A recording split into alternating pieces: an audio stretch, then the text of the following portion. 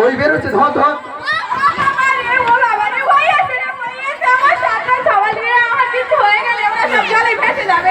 কেউ আসেনি গো, আমি এমনি ভয় দেখাচ্ছি না। ও ম্যাডাম বলি, ও ম্যাডাম তোমার ছেলেপুলে পাঠা খাবো? সাতটা দাদা, সাতটা। বাবারে বাবা, সাতটা বলছি বাবা, পুরো তো হাডুডু খেলার টিম বানিয়ে ফেলেছেন। ম্যাম, তোমার কি প্রতি মাসে মাসে হয়েছে? এই বলে তুই তো টিমে যাচ্ছি কে রে? তাই ম্যাডাম, কি বল? মেয়ে করে সাতটা ছেলে হয়েছে। ও, আমি আবার অন্য কিছু ভাবতে দিই। আমি যখন স্কুলে যাব, ঘরে বাইরে কি সুন্দর সব বাইবে। তোমার সেই ছেলেগুলোর নাম কি? আলু, পেঁয়াজ, পটল যা ইচ্ছা তাই রেখেছি। তোমার ছেলেগুলো কি সব বাজার হয়েছিল নাকি? ভাই, কতগুলো ছেলের নাম রাখবো কিভাবে, তাই সব শাকসবজির উপরে ফেলে দিয়েছি। ও আচ্ছা আচ্ছা আচ্ছা, ভালো ভালো। ঠিক আছে, তোমরা যাও তাহলে। ম্যাডাম, আমি তোমার সাথে যাবো।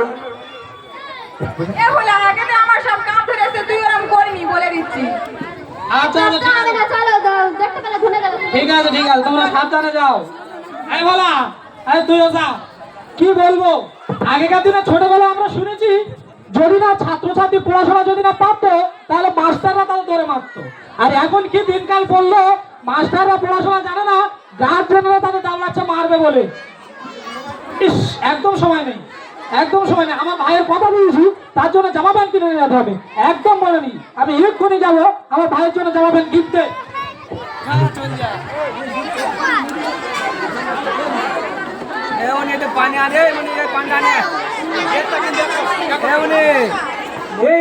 টাকা কি আমি একলা খেয়েছি?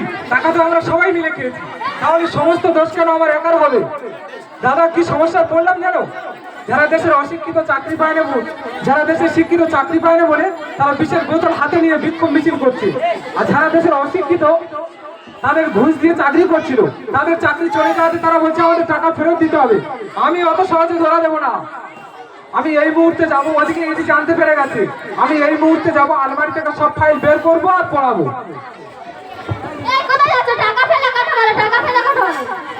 আরে কিসের টাকা? কার টাকা? কিসের টাকা মানে?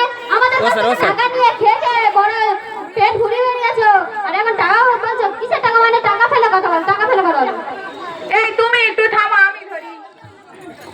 এই কত টাকা খেয়েছি আর জ্বালাবি না, তোর জন্য লোক সব আমাদের ধরে মারতেছে। এটা কার টাকায় কেনা? এটা আমাদের টাকায় কেনা। তাহলে আমরা এগুলো ছেড়ে আসো। হ্যাঁ,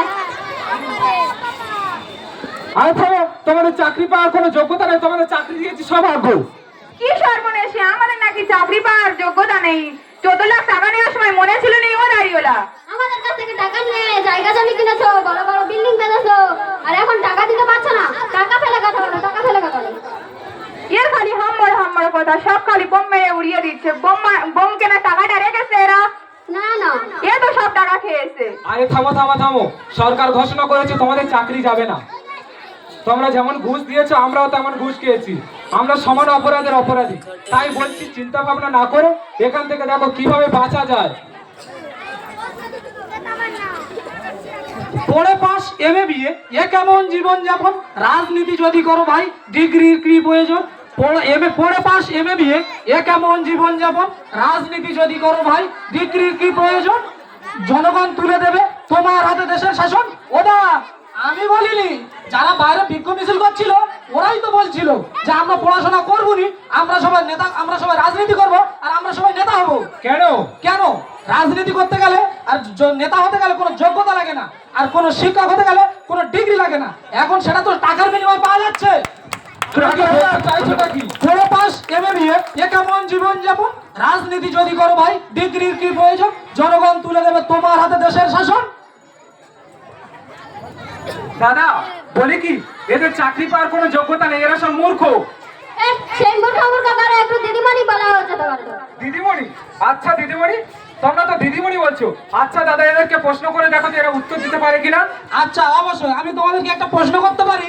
আমাকে একটা কেন, 100টা প্রশ্ন করো, আমি 200টা উত্তর দেবো। আমি মূর্খ লোক, আমি তোমাদের একটা প্রশ্ন করবো, তোমরা আমার একটা প্রশ্নের উত্তর দাও। আচ্ছা করো। আচ্ছা বলো তো, ভারতবর্ষ কত সালে স্বাধীন হয়েছিল? ভারতবর্ষ কত সালে স্বাধীন হয়েছিল আমি জানি না। ভারতবর্ষ কত সালে স্বাধীন হয়েছিল শুনবে? বলো। ভারতবর্ষ স্বাধীন হয়েছিল 1997 সালে। 1997 সালে এই ভারত স্বাধীন হয়েছিল? হ্যাঁ। হাই হাই হাই হাই হাই ওইটুকাটা আর বলতে পারলিনি। তুমি মনে হয় জানো। হ্যাঁ জানি তো, বলবো? আচ্ছা আচ্ছা তুমি পারবে, তুমি বলো। কেন ভারত স্বাধীন হয়েছিল 2011 সালে। এই 2011 সালে ভারত স্বাধীন করেছিল। কেন তুমি জানো নি? এরা মনে হচ্ছে স্বাধীন করেছিল 11 সালে। কেন দেশপ্রেমিক লোক। 2011 সালে মাথায় বড় বড় টপি নিয়ে ঘুরতেছিল আর খবরের কাগজে বড় বড় অক্ষরে লিখে দিয়েছিল ভারত স্বাধীন। তোমার আমি কেন বলবো? তুমি তো বেসরকারি চাকরি করে টোটো চালাও। আচ্ছা আমি অশিক্ষিত বেসরকারি চাকরিওয়ালা, আমি বেসরকারি চাকরিওয়ালা টোটো চালাই, ঠিক কথা। আচ্ছা তোমার কই আরেকটা ভয়ের চা, তোমার কই একটা প্রশ্ন করছি, তুমি তো উত্তর দাও দেখি। করো। ইংলিশ থেকে বলা হয়, বাংলা থেকে বলা হয় শিক্ষক, হ্যাঁ। ইংলিশ থেকে বলা হয় টিচার। হ্যাঁ। আপনি এক ধরনের টিচার। হ্যাঁ। আচ্ছা বলো তো শুনি, টিচার ইংলিশে বানান বলো। প্রশ্ন করার ছেলে দেখে নেই, আমি নাকি টিচারই করি, টিচার বানান জানি না। টিচার বানান বলছি শুনুন। আচ্ছা বলো শুনি। টি আচ্ছা টি তারপরে চার নাকি হবে টিচার। কি তারপরে চাপ নাকি কি আছে? এর নাকি আমার দিদিমুনি। সাধু বলি মাথা মোটা মূর্খ ম্যাডাম খালি কলম হাতে নেবে। ও দা এবার কি আমার প্রশ্ন আছে? হ্যাঁ অবশ্যই তোমার একটা প্রশ্ন করতে পারি। হ্যাঁ বলো। বলো তো, তুমি তো দিদিমণি। হ্যাঁ। আচ্ছা দিদিমণি বাংলা বানানটা বলো তো শুনি। ও আল্লাহ, ওটা তো আমার স্পেশালিস্ট। আচ্ছা স্পেশালিটি তারপর বলো শুনি। বলছি শোনো, হাঁটু ভাঙা দুবারতি তারপরে মনি। হাঁটু ভাঙা দুবারে দি দান পারে নাকি দিদিমণি? হাঁটু ভাঙা দুবারতি তারপরে মনি, দিদিমণি হয় না? না একদম পুরো ঠিক হয়েছে। আচ্ছা এবারে বাবু আমি কি আপনাকে একটা প্রশ্ন করতে পারি? আমাকে? আচ্ছা করতে পারো। আচ্ছা বলো তো মাছের ভিতরে সবচেয়ে গরম জিনিস কি? মাছের ভিতরে গরম জিনিস আছে দাদা, তুমি জানো না? না তুমি বলো। মশলা দিয়ে ভাজলে পুরো গরম হয়ে যায়। বাবা রে, তারপর আচ্ছা আরেকটা প্রশ্ন করছি, তুমি বলো তো দেখি। করো করো। গরু আমাদের কি দেয়? গরু আমাদের কি দেয়? হ্যাঁ গরু আমাদের গুঁতা দেয়। গরু আমাদের গুদা দেয়। আমি কিছু বলবো নি, তোমরা খালি শুনে রাখো। আচ্ছা ঠিক আছে, আচ্ছা ঠিক আছে। একটা মেয়ে আমরেলা বানান বলতে পারে না, তার নিয়ে যত সমালোচনা না। আরে মেন তো হচ্ছে এই শিক্ষকেরা, এরা যদি না কিছু বলতে পারে তাহলে তাদের দোষ দিয়ে না। মেন নন্দ ঘোষ তো হচ্ছে এরাই। তুমি টোটোওয়ালার মতো থাকবে, এত কিসের কথা? তুমি কি বলতে চাইছো কি? ঘুষের ঠেলায় ব্যস্ত এখন আমার জন্মভূমি, ঘুষের ঠেলায় ব্যস্ত এখন আমার জন্মভূমি। আর মূর্খ এখন টলবাতে, এরা হচ্ছে দিদিমণি। দাদা এরা হচ্ছে দিদিমণি। তুমি কি বলতে চাইছো কি? আরে আমি কি বলবো, দেশের সংবিধান তো বলে গেছে। কি বলে গেছে? কি বলেছে শুনবে? আরে সম্মানীয় একটা নেতা হতে গেলে একটা সম্মানীয় পদ থাকা দরকার, আর সেই পদটা যাকে তাকে বসানো যায় না। আর এখন কি হচ্ছে, সেই সম্মানীয় পদটা এখন টাকার কাছে নিলাম হয়ে যাচ্ছে। কি বলছো? কি বলছি? ঘুষের ঠেলায় ব্যস্ত এখন আমার জন্মভূমি, ঘুষের ঠেলায় ব্যস্ত এখন আমার জন্মভূমি। আর মূর্খ এখন টলভাতে, এরা হচ্ছে দিদিমণি। দাদা এরা হচ্ছে দিদিমণি। ও দা তুমি খালি আমাদের দোষ দিচ্ছ কেন? আমাদের দোষ দিয়ে কোনো লাভ আছে? যত দোষ ওই তো দাঁড়িয়ে আছে নন্দ ঘোষ। আরে তোমাদের দোষ দিয়ে কি লাভ? মেন নন্দ ঘোষ তো এটাই। তিল থেকে কেমন করে হয়ে গেল তাল। আর জনগণ জানতে পারলে তোমার তুলবে পিঠের ছাল। কি বলতে চাইছো নাকি তুমি? আরে আমি কি বলবো, ভারতের সংবিধান তো বলে গেছে। কি বলেছে? কি বলবে? যে নেতা হতে গেলে একটা কথা মনে রাখো, তুমি রেগে যাবে না। একটা কথা মনে রাখো, তুমি যেমন কর্ম করেছো ঠিক তেমনই ফল পাবে। আপনি জেনে রাখুন, জনগণের ভোটে নেতা হওয়া যায়, কিন্তু নেতা থেকে নেতাজি কখনো আপনি হতে পারবেন না।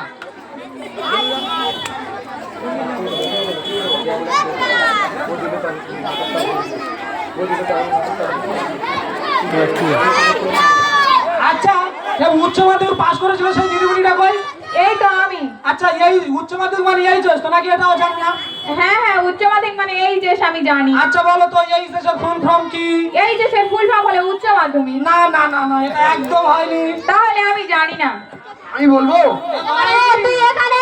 হ্যাঁ, আমি এইখানে। তুই এখান থেকে যা দেখি। না যাবো না, এই যে ফুল ফর্ম বলবো। আচ্ছা বলা তুই বল। এই দেশের ফুল ফর্ম হলো হেডমাস্টার স্যান্ডেল চোর। এই বড় হয়ে জুতো চোর হবে রে, এ বড় হয়ে চোর হবে। এ কি করে রে? এই থেকে হেডমাস্টার আর এস থেকে স্যান্ডেল চোর, হেডমাস্টার স্যান্ডেল চোর। এ হচ্ছে দেশের ভবিষ্যৎ। এ হচ্ছে দেশের আচ্ছা ভবিষ্যৎ। বলো তো, বলো ছাত্ররা শিক্ষকেদের মারে, শিক্ষকেরা ছাত্রদের মারলে ছাত্ররা কেন শিক্ষকেদের মারে না? ম্যাম একটা প্রবাদ আছে না, কুকুর মানুষকে কামড়ালেও মানুষ কুকুরকে কামড়ায় না, সেই কল হয়েছে, বুঝলেন ম্যাম? আচ্ছা বাবু তোমাকে একটা প্রশ্ন করবো। আচ্ছা করতে পারো। মানুষ যতই ফর্সা হোক না কেন একটা জিনিস কালো হয়, সেটা বলুন তো কি? এই বেয়াদব, তোর লজ্জা করে না ওইসব প্রশ্ন আমার জিজ্ঞাসা করস? স্যার শুধু নেগেটিভ ভাবেন, এটার উত্তরে হবে চোখের মনি। আমি কি না কি ভেবেছিলাম।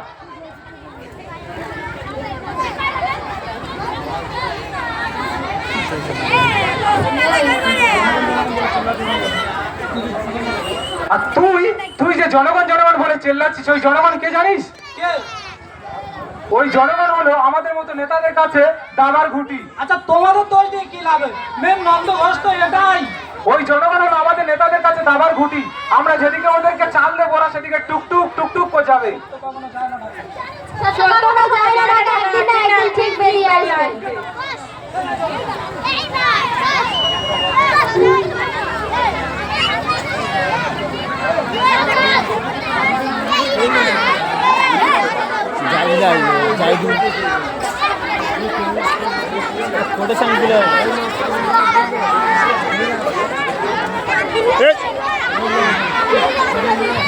এবারে বাবু সর্বনাশ হয়ে গেছে। কি হয়েছে কি? আরে কি হয় না কি বলতো? কি হয়েছে বলবি তো? বাইরে যারা বিক্ষোভ মিছিল করছিল না, তাদের মধ্যে একজন আত্মহত্যা করেছে। আর কি করেছে? আর কি করেছে জানো? মরার আগে একটা চুরি লিখে রেখে গেছে। তুই এক্ষুনি যা, গিয়ে তাড়াতাড়ি মিডিয়া আসার আগে ওকে তুলে নিয়ে আয় বাড়ির ভিতরে। যত মানকড়ি তোমরা পকড়ে পড়বে আর যত কাজ এই নন্দ ঘোষ হরগোবিন্দ এই যাও টাকা দিয়ে রেখেছি, যত মালকড়ি তোমরা পকড়ে পড়বে আর যত কাজ এই হরগোবিন্দ। কি সমস্যায় পড়লাম দেখো। কি করি ম্যাডাম এই চিঠিটা পড়ে দিন না। ও কি চিঠি বলবে? ও ভাই দাদা কাঁদতে থাক, পাতলা পায়খানা করতেছ কি? ম্যাডাম এই চিঠিটা পড়ে দিন না।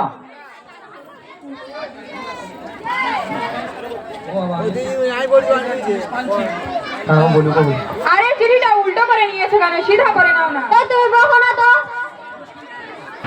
ও আল্লাহ, তো বাংলা আর ইংলিশ পাঞ্চিং করো, তার উপর আবার সুসাইড নোট। এ আমার দ্বারা পড়া সম্ভব না। এই নাও, তুমি ইংলিশ ভালো জানো না, করো। কাছে দিচ্ছি কেন? আমি তো পারবো নি। এটা তোমার ভাগ্যে পড়ে গেল। আচ্ছা ঠিক আছে আমি পড়বো, কিন্তু যেগুলো ইংরেজিতে লেখা আছে ওগুলো আমি বাদ দিয়ে বলবো। কি ইংরেজিতে লেখা আছে বাদ? আচ্ছা এর নাকি আবার দিদি বলি ইংরেজিটা বাদ। আচ্ছা বলো। ঠিক আছে শোনো। বলো। দাদা তোমার স্বপ্ন পূরণ করতে না পারায় তারপরেটা বাদ। কি তারপর একটা বাদ? ইংরেজিতে লেখা আছে তো। আচ্ছা তারপর একটা বলো। তাই এই মুখ নিয়ে তোমার সামনে তারপরেটা বাদ। কি তারপর একটা বাদ?